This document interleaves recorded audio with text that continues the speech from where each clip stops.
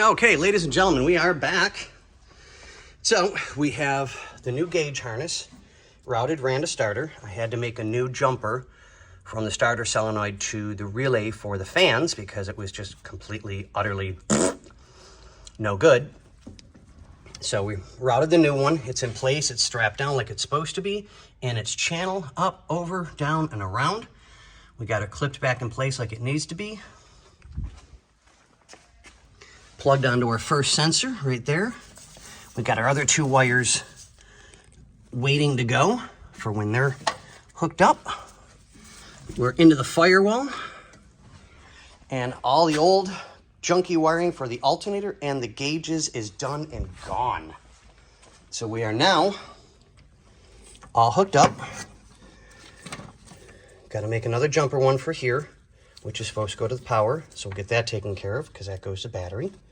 And we'll get everything taken care of and get it wired in place where it needs to be.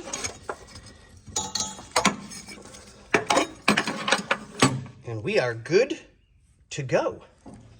So that takes care of that. Now, we're going to take a seat and we're going to put in new drive shaft, U-joints. And then we'll put the drive shaft into place and get that taken care of. So I've already got her ready to go. She's on the lift. I've been doing a little bit of up and down, so we've got that's ready. I'm going to start that now. That's all done and taken care of.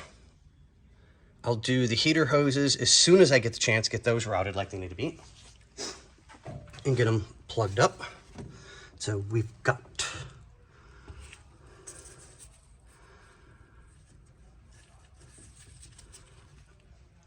I'll make, oops, sorry guys. So I'll make some sort of connection to hold that over there out of the way.